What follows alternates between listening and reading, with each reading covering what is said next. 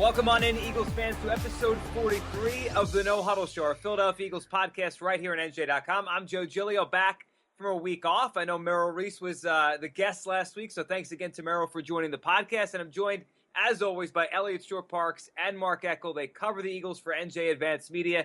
We have a lot to talk about since last time I was here, but even since last time you guys talked with Merrill last week.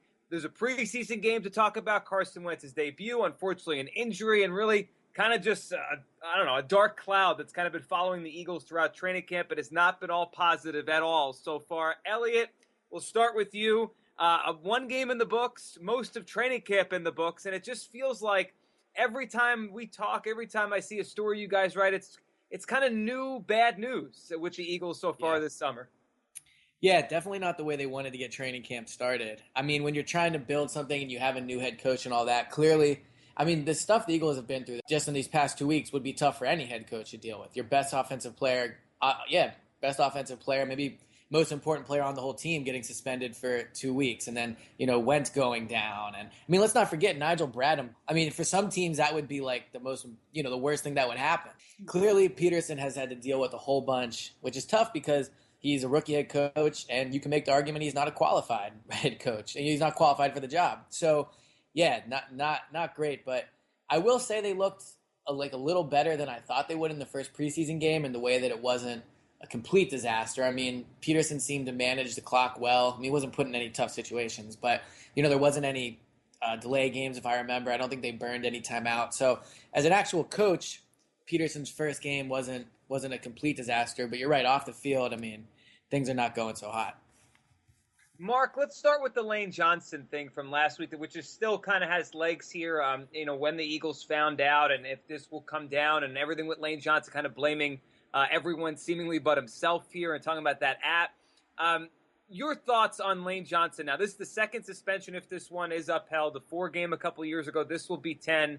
I mean, Elliot just said it. He might be the most important player on the whole offense. And, I mean, there's just no sugarcoating how big of a loss that is, right, if he's not there for 10 weeks? Oh, absolutely. It's a gigantic loss for a team that even with Lane Johnson, the offensive line has its issues. Now without him, it compounds it, 100-fold. And my thoughts on Lane is, I don't like people in any line of work who blame others. Oh, it was this, it was that. Now, you know what? Man up. You know what? I took it. I should have done this. I screwed up. I didn't think I was doing something wrong. I mean, you could say all that. I didn't think I was doing something wrong thing, but he's blaming the NFLPA. His weasel of an agent is worried about where the leak came from. Well, who cares where the leak came from? Your guy did something wrong. Man up. Okay, and it's your second time, so you get no benefit of the doubt anymore. Second time, 10 games, and my thing is now with Lane Johnson. And I talked to some Eagle people about it at practice Sunday night. Can they trust him? And I don't think they do. I don't think they trust him that he's not going to flunk another one whenever.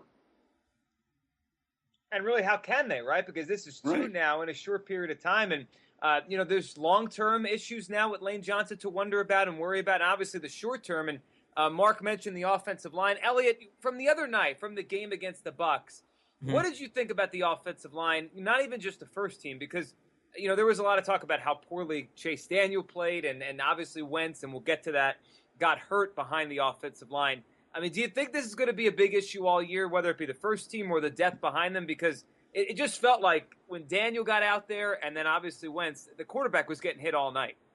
Well, I do think the offensive line is going to be an issue, but it's hard to tell off of that game because going into that game, we thought the Eagles' plan, assuming Lane Johnson is suspended, is it would start Peters and Tobin at tackle, and then, Alan Barbery at guard, and then Kelsey and Brandon Brooks. So when you watch Tobin, granted it was only for 3 plays, he looked good. I mean, he didn't mess anything up. And then if you watched the second team, a lot of people made, it was a big deal that Chase Daniel was running around. But if you watch the game, when I watched it the second time, a lot of the pressure that Chase Daniel faced was up the middle. And those 3 guys, like Bruce Johnson, Wisniewski might play, but those 3 guys ideally won't be playing, and they're not impacted by the Lane suspension. So if you just look at the way the tackles played for the second-team offensive line, there was Dennis Kelly and Andrew Gardner. Now, Gardner was terrible, and a lot of the pressure Daniel faced came from Gardner's side of the field. But Gardner is very far down the list of players that'll be playing tackle with the starters. So yes, depth is an issue, but I mean, if it ever gets Andrew Gardner playing, this team's done anyway. Dennis Kelly, I thought actually looked okay. I thought he played better than Gardner, and Kelly could be an option to potentially go up there and play. But in the past few days since that game, the Eagles have kind of shown what they plan on doing, and it looks like they're going to move Barber out to the outside.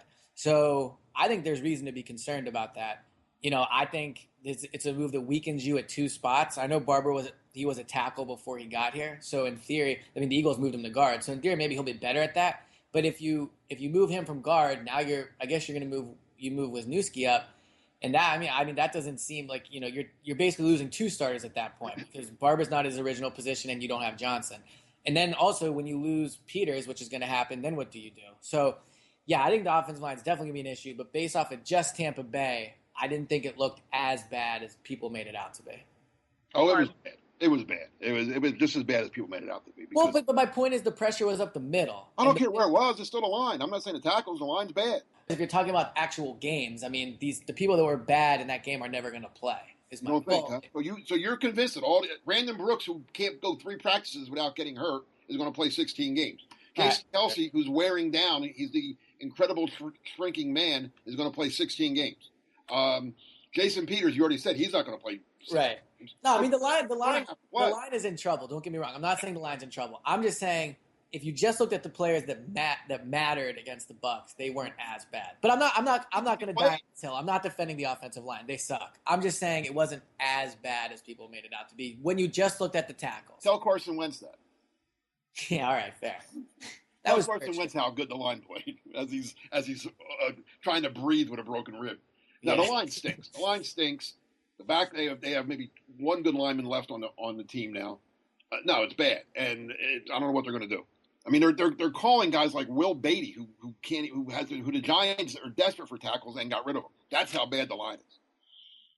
Yeah. It feels like the Eagles' offseason plan a little bit has been trying to call up guys the Giants don't want anymore. Ruben Randall and then Will Beatty, and we'll see what happens there. But with the offensive line, the way it was playing the other night, and obviously there's probably more factors. It was the first game. The receivers weren't getting open. There's probably a whole bunch of things, but I think we can all agree the offensive line didn't look great or anything close to it.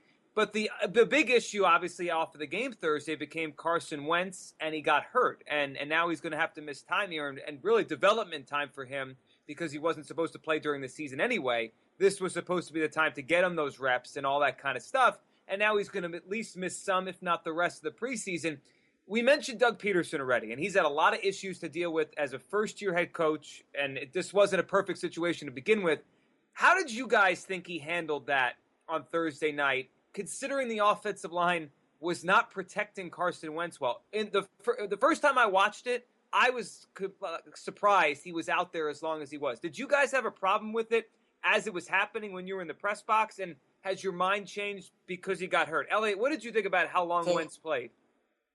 Oh, well, how Wentz played, I thought he played really well. I know his numbers didn't show it, but I thought he looked good. I mean, he's still throwing his passes high sometimes, which was the cause of the interception, but I still thought that he played well overall. I was encouraged by what he saw. I mean, part of it, too, was I thought he showed he could take a hit and be okay, but obviously that proved not to be the case. But in terms of leaving him in there, I mean, I will admit at the time during the game, after he got nailed and flipped, and then he got hit once more, before he got hit that broke his rib, he took a pretty decent hit at the end of a throw. And I said, all right, if I was Pederson, I'd probably get him out of here. And Pederson did take him out at the end of that series. But I don't think it's fair to criticize Pederson at all for this. I mean, Wentz has to play. This is the only time he's going to play. He played less than 2 quarters, or right around it. So I had no issue. I had no issue really with leaving him in there. I mean, would it have been smart to take him out? I mean, I guess in 2020, I mean, with the benefit of hindsight, but the guy's got to play. He's going to get hit. He's a big guy. It's what he's supposed to be. I mean, he's supposed to be able to take hits like this. So it just is what it is. It's just a bad outcome. It's a unlucky break. But, I don't think it's fair to criticize Pederson for this. Mark, how about you? I mean, you've seen a lot of these rookie quarterbacks come and go over the years and play in the preseason and get reps this way. What did you think? Obviously, the line when he was in there, wasn't close to starters, and that obviously impacted things. What did you think on Thursday night as he was getting hit back there? Well, I was concerned, to be honest. I mean, you don't want to see he's your future. I mean, there's only one guy on. I hate to say it like this and be this blunt, but let's be honest. There's one guy on this team that matters. And it's Carson Wentz. I mean, say what you want. I mean, there's other decent players on this team, but he's the only one. If and when this team ever gets good again, it's going to be because Carson Wentz is good. And if Carson, God forbid, if Carson Wentz isn't good, this team's facing years and years of being bad. But so he's your whole future. He's your franchise. He's the guy. So the last thing you want is to see him getting a beating and breaking ribs and anything else. I agree with Elliott that I didn't want to take him out. He needs to play, and I'm not going to criticize Pederson for leaving him out there. If I'm going to criticize Pederson, it's for putting him behind that group of offensive linemen. I mean, would it have killed Pederson or to have a Wisniewski out there and for another quarter for another couple series or some of the other guys that are better linemen. Then I'm not saying you have to have Jason Peters out there. He didn't play at all, but or Lane. Maybe you do leave Lane Johnson out there. Why not? But have some. Just put some veteran players out there, not just 5 undrafted rookies or guys that aren't going to be on the team, trying to keep him upright. Because, and again, look the other side too. The guys on Tampa that were out there, they weren't. They didn't have their good players out there either. So. You don't expect those backups on Tampa to be making plays either. That just shows you how bad the Eagles guys were. But yeah, I mean now that he's out, and I don't think this hurts his future at all. I mean he's going to miss, but it's just put another damper on an already bad preseason for Eagles. Like now what do you mean? What's the excitement level? I mean. This preseason was all about getting to watch Carson Wentz play because we might not see him play again until next preseason. Now, now I don't want to there now, right? It's hard. And Mark, I'll go with what you said. That's what bothered me was that there were no competent offensive linemen out there with him. I know this is the time to get him reps, but I don't know. It just bothered me leaving him out there so long when they couldn't protect him. Like right. if he wasn't getting hit at all, and then Elliott, like you said, it was a bad outcome on one hit, I'd be like, all right, what are you supposed to do? But I was watching him get hit, and I'm saying, why is he still in the game if you can't protect him? And then I'm sure you guys were in that post game, and you heard the quote among many with Pederson after the game when the hurdle quote. Yeah, like if people listening aren't familiar with what he said or didn't hear what Doug Pederson had to say after the game, Pederson was asked about the play where the quarterback Wentz got kind of upended. And he was running, right? He was running. He was scrambling, close, I think, for a first down on that play. And Pederson said he wished he would have hurdled the guy instead of taking one on the legs. The guy is going to go low on a big quarterback like that. The exact question, Joe, was, Doug, did you hold your breath? What was going through your mind when Carson was running like that and got hit and flipped over? And he said, didn't he start the answer by saying he kind of loved it? Yeah. Why? Isn't that the time to say, I wish he would have slid? Like, this is the future of the franchise. Your coaches, that's the answer you get. Yeah, hey, listen, we got to talk to Carson about that. He needs to learn how to slide here. This isn't Division II football anymore. He's in the NFL. Guys hit you here. You got to slide.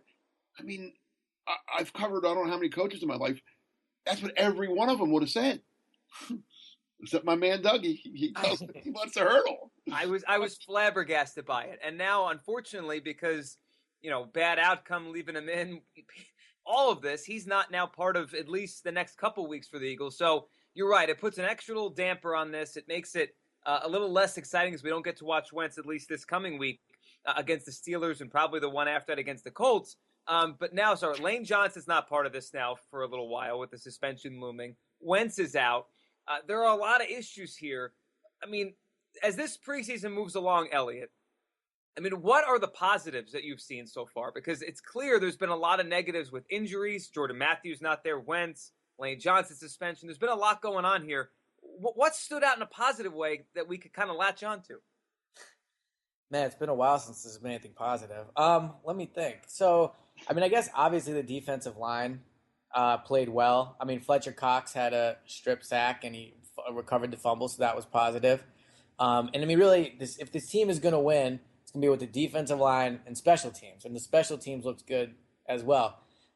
Forcing that fumble on the opening kickoff, and then offense scores 3 plays later, and they're taken out. So the special teams, defense, and then I would have said Jalen Mills, and I probably said this last podcast, but he didn't look so great against the Buccaneers. So I'm wondering if maybe he actually was looking good in practice just because he was going against the Eagles receivers. But yeah, I mean, I guess special teams and defensive line, and I'll be interested to see if Mark can come up with 2 other than that, now that I took really the only 2 positives about this team. But I was going to go special teams too. I mean, Dave Phipps, he's great. He really is. You can't say enough about the job he does as special teams coach. I mean, this is every year now. This isn't like a fluke anymore that their special teams are good. They've been good since the day he arrived, and different players, different things come and go, but he just has those guys ready to play. He schemes them up properly. I mean, those plays on special teams don't come by accident or by luck. It's the hard work and time and strategies that go into it. And I don't know what they pay him, but it's not enough. He's by far the best coach on that staff. Wonder how much by far here? What's that? So I just wonder how much longer he'll be here. I don't know. I mean, he's good. He's very, very good. That's why. I mean, so yeah, that's the main positive. And you want me to come up with another one, huh? You said defensive line. Who's playing well? Najee Good. He's been playing in place of Michael Kendricks, who I'm shocked that Michael Kendricks is hurt, because he's never hurt. But no, Najee Good playing outside linebacker has made plays. He makes them in practice, and he made a couple in the game as well. And wasn't he the one that forced the fumble on the opening kickoff Thursday night? Yes, he did too as well in special teams. Yeah, but that aside, he's always been a good special teams player. Now he's getting a chance to play some linebacker, and I thought he played rather well the other night. And like I said, he's been making plays in practice every day too. But yeah, all the positives are on the defensive side of the ball right now, I think. Ryan Matthews looked all right. I'll say that. I mean, 2 carries, 15 yards, and a touchdown. You're not cutting him anymore? Oh my God, I'm not getting back into this debate with Ryan Matthews thing. But he looked good. He did. 2 carries, touchdown. Yeah, he did. But 2 carries, it's only 2 plays. Right. That was weird. They left the offense in for only three plays. The first team offense, 3 plays. Because they scored. I mean, Doug told the offense, if you score on your first drive, you can come out. And Sam Bradford was like, we were joking about that. Probably meant like if you went 8 plays, 80 yards and scored, you'd come out. But right. And Sam told you, Doug's a man of his word. We scored, so he took us out. That was strange. I would have given him another series, I think. Yeah, and I understand Doug said that, but I think you just say to the offense, yeah, actually, never mind. Like, right. I mean, what if... I don't think they would have minded either, but right, exactly. Sam didn't seem upset that he came out. Also, even if they did mind it, who cares? It's their job. You only play 3 snaps in your first preseason game. But you know what? I mean, but look around the league. Aaron Rodgers didn't even play for Green Bay. Tony Romo didn't even play for Dallas. Did Eli play? Sam Bradford's not Tony Romo or Aaron Rodgers. Right, and Eli didn't play. He didn't play either. Right, He's not Eli either. Jameis Winston, who you can make it. I mean, I would take Jameis Winston over Bradford, but you can make the argument they're kind of on the same level. I mean, he played almost the whole first quarter, right? He's young though. He's, Sam's not a kid. Yeah, but Sam, I don't know. I would have played him another series. Is all I'm saying. I would have too. With that said, I would have too. But I'm not. It's preseason. I mean, yeah, I'm not killing Doug over that. I'm not killing Doug. There's enough to kill Doug over. Yeah, I was gonna say. What did you guys think, and what have you thought all training camp here about the Eagles receiving core? There's been a lot of conjecture. Obviously, the game on Thursday night, they didn't do much, and Mike Mayock was really getting on the receiving core about not getting open at all for Daniel, and not even really for Wentz much there. But what have you thought about them day-to-day in practice? There's so many names there that we're kind of paying attention to and wondering what they're going to be. Ruben Randall, Nelson Aguilar. I mean, outside of the 2 open practices, obviously fans don't get a chance to see it every day like you guys do. Eagles receiving core, a lot of questions, a lot of worry. What have you thought, Elliot, kind of from the start of camp to now? So going into camp, I was more optimistic about the receivers than a lot of people. I thought that, I've always thought Josh Huff was better than a lot of people think he is, so I was higher on him. Aguilar, I liked him coming out of the draft. I was more optimistic about the trio of Matthews, Aguilar, and Huff than other people. But I will say, I had this team at 6 wins going into training camp. I think now the receivers, they just do not look good. They don't look like they're going to be able to make plays for this team. And simply put, Sam Bradford's not a quarterback that's going to make those around him better. So the receivers have not looked good. I mean, I track the drops every day. I think they have 51 drops so far and, 3 weeks of practice. So they have not been good at all. Ruben Randall, I thought at moments has looked pretty good, but, he was awful against the Buccaneers. So I think the receiving core is a way bigger concern than I thought it was, and it's probably just as big of a concern as everyone else did who was very worried about it. Mark, how about you? Eagles receiving core, what they've done from the start of camp to now, because I know a lot of fans are just they're concerned. Yeah, and they should be. There's lots of reasons to be concerned, and they added 2 guys in free agency, Ruben Randall, Chris Givens. Randall's a guy that, we cover the Giants, and so I talked to James about, James Craddock, who covers the Giants, about Randall, and there's a lot of Giant fans in our area and stuff, so they laughed at Randall. The Giants wanted no part of Ruben Randall. The Eagles signed, big deal, good, you can have him. And I was telling those people, hey, I think you're wrong about Ruben Randall, because I was impressed with him in most of training camp. He was making tough catches. He was, running crisp routes. He was making plays every day. And I'm like, man, maybe the light bulb finally came on for him. Maybe it took, he was a free agent and he didn't get the contract anywhere near the contract that he had hoped he was going to get as a free agent. He got a 1-year deal for, barely over the minimum. So maybe that humbled him. I'm thinking maybe this is what it needed. Maybe he needed this as a kick in the butt to like wake up and become the player that the Giants thought they were drafting in the second round. Because he would really, I thought he was the best receiver in camp. I agree. Just in camp, just in practice. He's a NovaCare all-star. But that's not a good thing, because then in the game he looked exactly like the guy that the Giants people told me he was. He did nothing. He lollygagged on routes. He wasn't tight. He didn't do anything. He looked like the guy the Giants were. Now I have to say to the Giant fans, yeah, I think you're right about this guy. Now again, it's only one preseason game. I want to see him against the Steelers Thursday night come back with a big game, a good game, and make some plays. If not, I don't know if he makes the team, to be honest with you. I think he makes the team. Yeah, that would be a major. That'd be a major story if he didn't make the team. He's got to make the team. Why? Who you keeping? Paul Turner, the only wide receiver that makes any plays. Yeah, but he's never. I don't know. I mean, the Eagles want to win this year. I mean, I don't know. He's going to. Stop thinking that they're going to win this year. Okay, but the difference. Ruben Randall's going to make you win. What's he ever won? He went to the Giants, hadn't made a playoff since he went to a Super Bowl Giants team, and he went there and then made a playoff. All right, but I'm just saying, you would keep Paul Turner over Ruben Randall. Yes, unless today, if I'm making final cuts today, yes. Randall gets 3 more games to prove me wrong. I don't know. I think you can get Paul Turner on the practice squad pretty easily, and then you have him there if Ruben Randall really falters. But you can't play on the practice squad. You got to be on the team. No, I know, but I'm saying, your receivers are going to be Matthews. I'm not giving a Huff then. I'm not winning with Ruben Randall and Josh Huff. Okay, you're not winning anything with those guys. You're just not. They're not winners. But what do you know about Paul Turner? I know he's playing hard. I know he's making catches. I know Greg Lewis is in love with him. All right.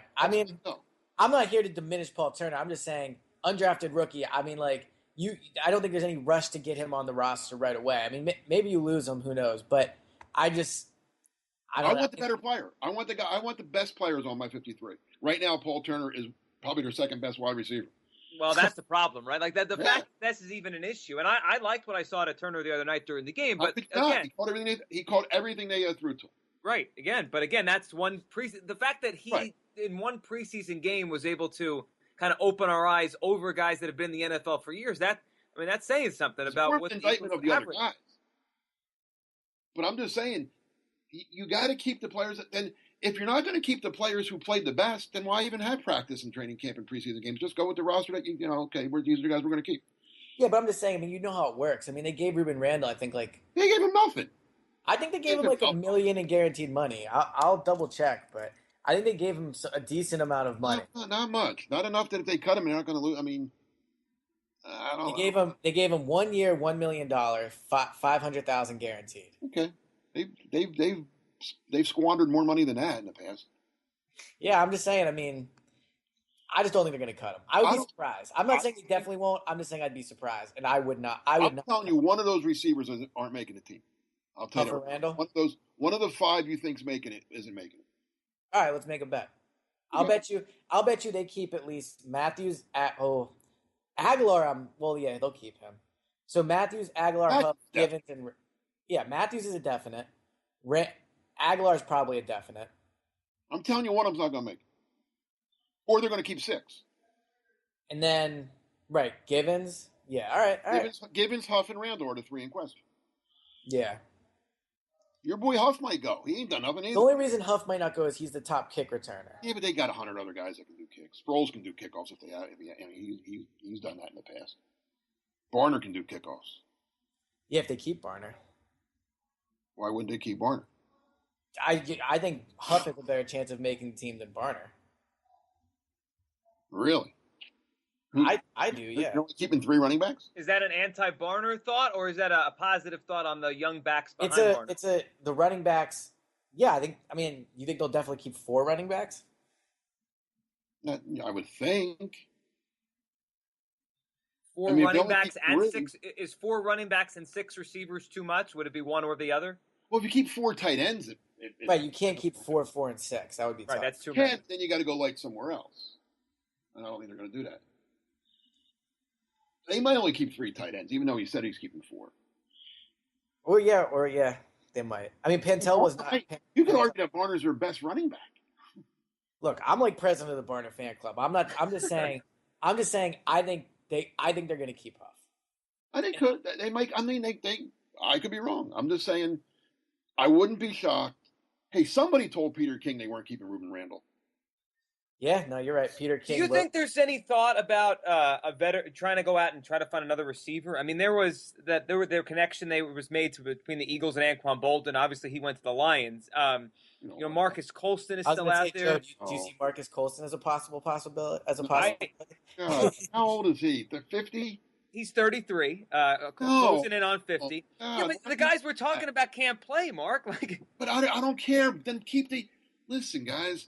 This team is not. It's all don't put guys in there because I think they should rebuild. So yes, all right. Give me Paul Turner and Marcus Johnson and see what I got.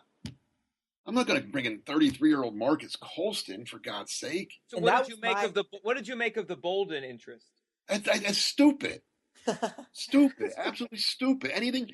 I don't want. I'm getting rid of old guys. I'm not bringing in. This team is so backward in their thinking and so. Oh my God, they're going to be. It's a disaster. This team has disaster written all over it. All right, to bring up disaster and backward thinking, I want to circle back around before we kind of wrap on the idea of what training camp not going well actually will mean for the season. But to go back to the Lane Johnson situation, which we started with, but there's a point that really we're doing this podcast on Monday, August 15th. It's around noon. And just before we started recording, Elliot, there was some you were tweeting about it, some stuff that's come out here over the past, morning or so about Lane Johnson and the timeline of when everyone over at the NovaCare complex apparently found out about this impending suspension. So take us through what was going on here, what we found out, and really kind of how it's confusing to us. Right. So the Lane Johnson news broke on August 8th. So, roughly 7 days. Yeah, 7 days ago.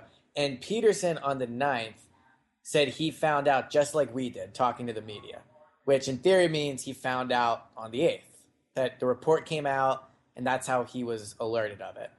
So what was interesting was 2 days ago, when we're recording this on a Monday, so it was Saturday morning, Lane Johnson spoke and said that he told the Eagle he found out about it a few weeks ago, and he said it's been hard to be out here knowing that was happening. So it sounds like he knew before training camp. So I asked him today, Monday, when did he tell the Eagles? And he said he told the Eagles when he found out. So a few weeks ago. So this means one of 3 things. Either 1, Lane's lying about telling the Eagles a few weeks ago. 2, Doug is lying about how he found out. Or 3, the Eagles found out about this and didn't tell Doug. So I hope that last one's true. That would be hilarious. So, really, all those scenarios are bad. Doug lying about when he found out is weird, And I'll also say this. So let's say Doug really did.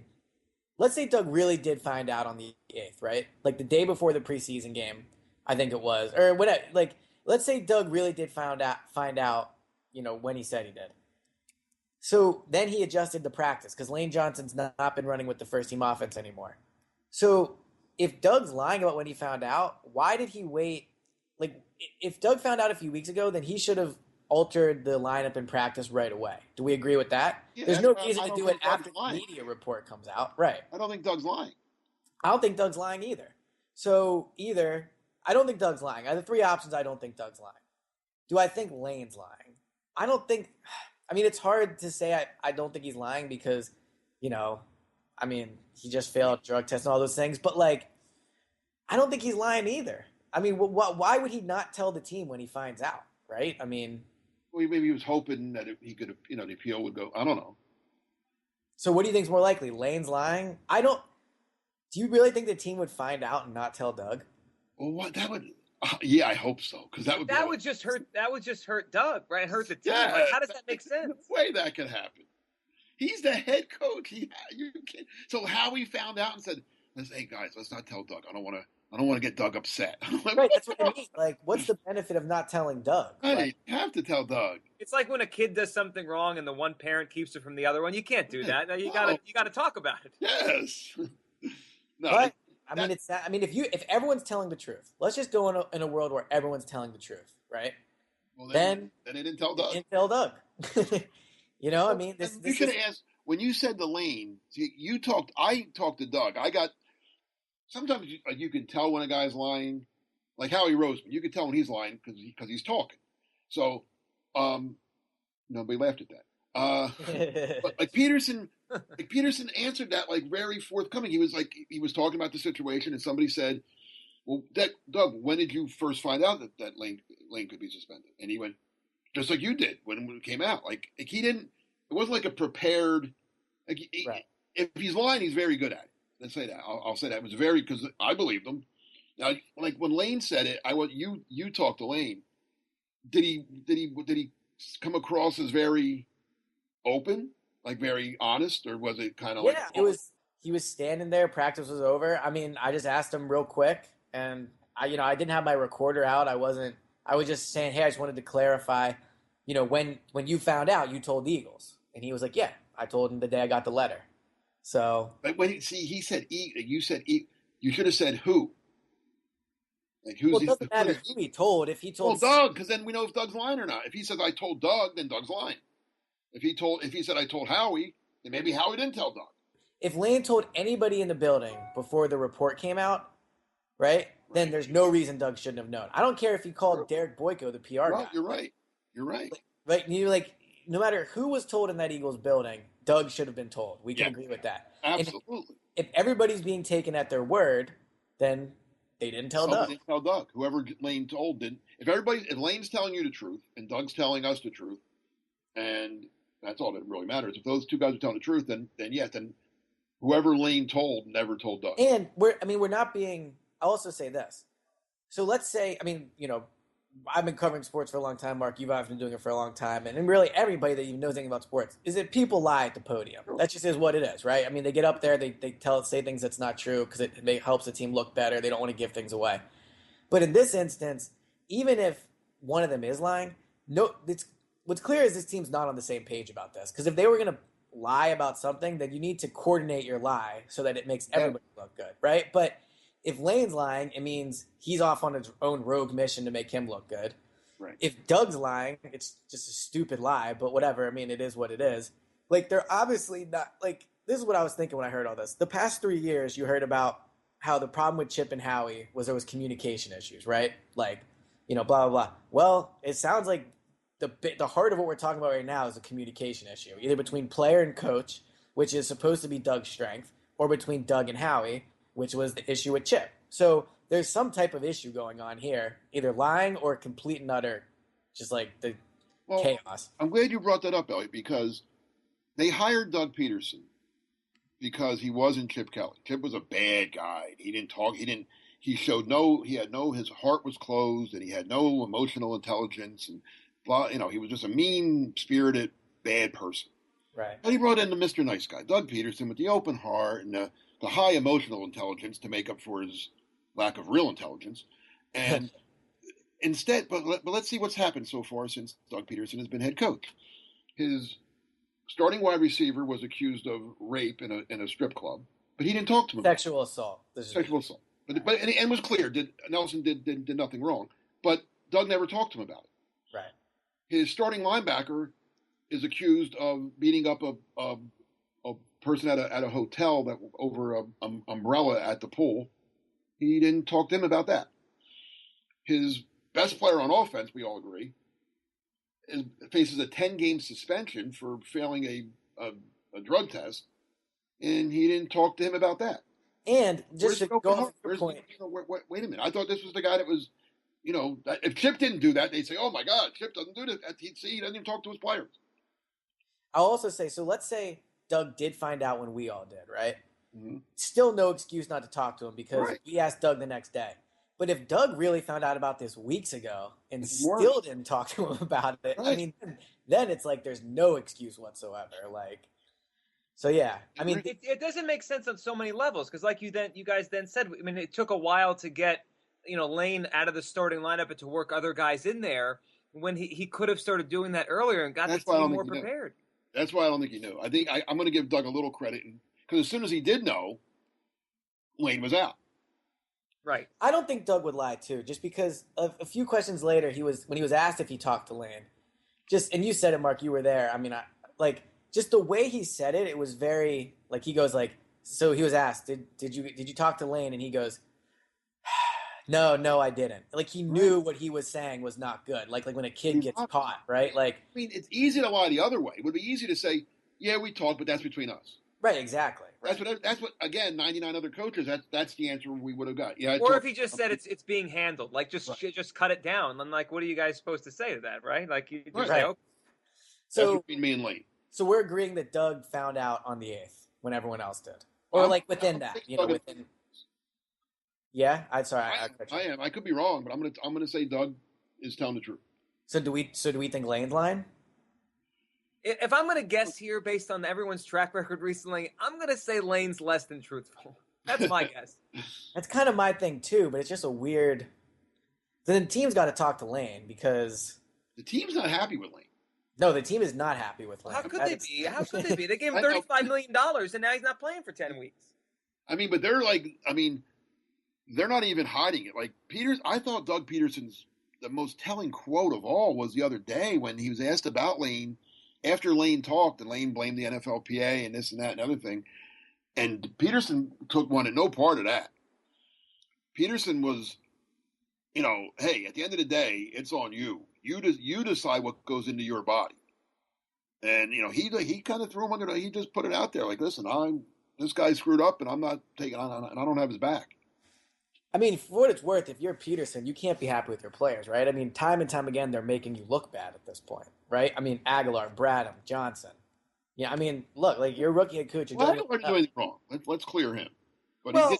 I mean, it was a bad life. I'm not going to say he didn't do it. I mean, whatever. It still is not a good look for the team. Whatever. No, that's fair. It's a bad look. Yeah. Bad publicity. Yes. So that's ultimately my point. Is Doug has enough going on with out all this off the field stuff. But look, this is what it is. This is what it is to be a head coach in the NFL, and this is again why people were skeptical of the hire. We'll see. I don't want to kill. I feel like I've just been killing Doug for the past 5 days. So I'm starting to feel a little bit bad. But I don't know. There's not much positive to take from him. All right, let's end with this because you guys in the last few years have covered Chip. Obviously, Sunday night Chip had his first preseason game with the 49ers. And, there were good camps with Chip Kelly. Last year it felt like everyone was just going crazy. And when the expectations just went to an insane level because of how well things seemed to go last year. I mean, his first camp, that's right, Green Bay, Sam Bradford's finest moment.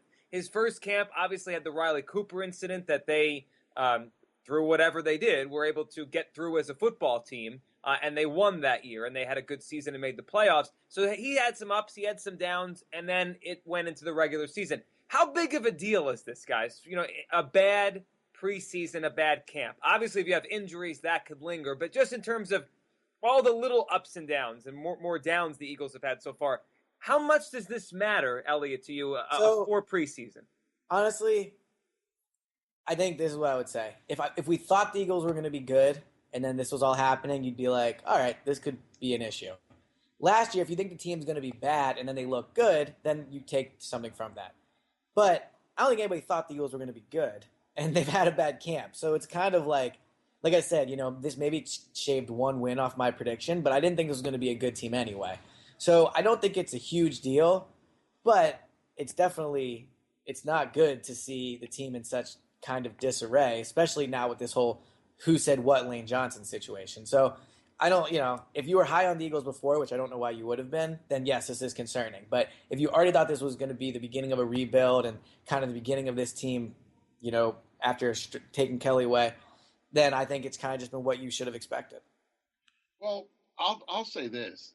I don't think, this year, I don't think, like you said, I was never very optimistic about this season, so nothing too bad can happen. So what's the difference? I mean, but looking toward the future, and I think that's what you have to do with this Eagles team. I keep telling people, don't forget 2016. It's all about Carson Wentz in 2017, 18, 19. One of your building blocks for the future was Lane Johnson. He was going to be your left tackle going the next whatever many years. I don't know. His contract went to 2021, I believe. So you thought, okay, we have Carson Wentz, we have our left tackle, Lane. Probably the two most important positions on offense. Quarterback, left tackle. Okay, now we still need receivers.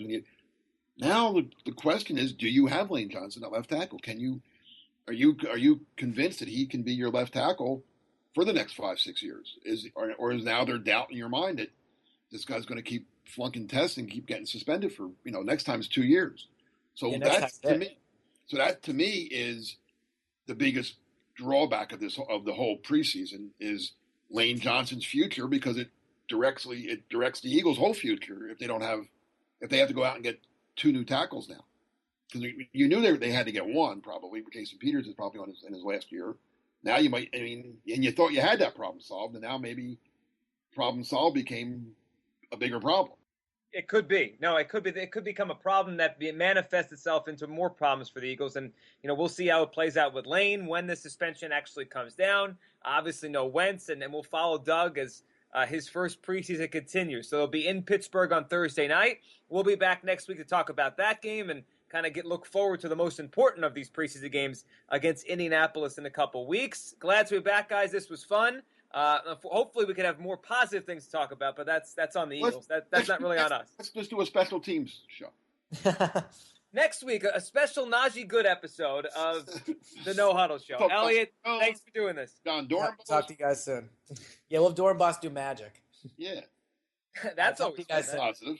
He might win America's Got Talent. There you go. That's how we'll do a whole show on that, I guess. We can do that too. Thanks for doing this, Mark. Thank you, Joe. And thanks to all of you for listening to episode 43 of the No Huddle Show. We'll be back with you next week. Make sure to follow the show on iTunes. Leave a rating for us. Helps the show grow. SoundCloud, Stitcher, any way you want to listen, you can listen to episode 43 of the No Huddle Show right here on NJ.com.